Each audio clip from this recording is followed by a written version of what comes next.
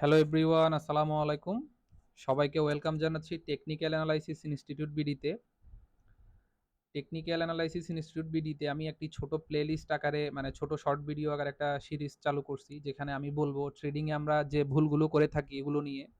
আজকে হচ্ছে তার ৪ নাম্বার ভিডিও। প্রথম ৩ টা ভিডিওতে আমি সিগন্যাল নিয়ে ইউটিউব থেকে দেখে শিখা নিয়ে, তারপর হচ্ছে রিস্ক ম্যানেজমেন্ট নিয়ে ছোটভাবে আপনাদেরকে বলার চেষ্টা করছি। তো আজকের ভিডিওটা হচ্ছে প্যাশেন্স। আমাদের কাছে ধৈর্য নাই।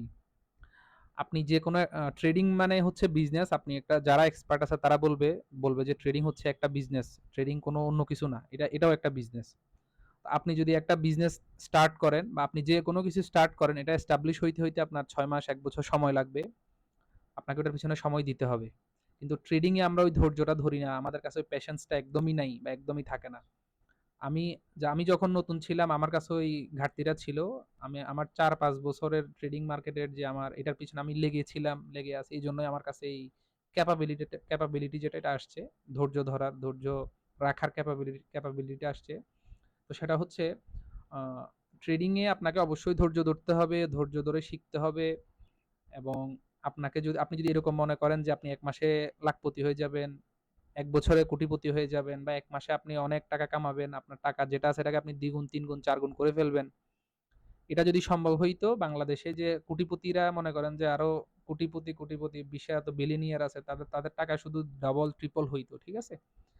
তো এটাই হচ্ছে আমার এই ভিডিওর মূল টপিক হচ্ছে আপনাকে অবশ্যই ধৈর্য রাখতে হবে। আপনাকে সিস্টেম ওয়াইজ আপনাকে সর্বপ্রথম হচ্ছে আপনি শিখে ট্রেডিং করতে হবে।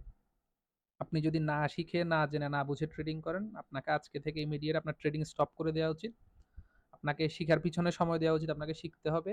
আপনাকে নলেজ নিতে হবে। আপনাকে মোটামুটি এক্সপার্ট হইতে হবে। ট্রেডিং সম্পর্কে আপনাকে নলেজ থাকতে হবে। দেন আপনি ট্রেডিং এ আসবেন। এটা মানে ট্রেডিং এ আসার বিষয়টা হচ্ছে ট্রেডিং করার বিষয়টা হচ্ছে অনেক পরে।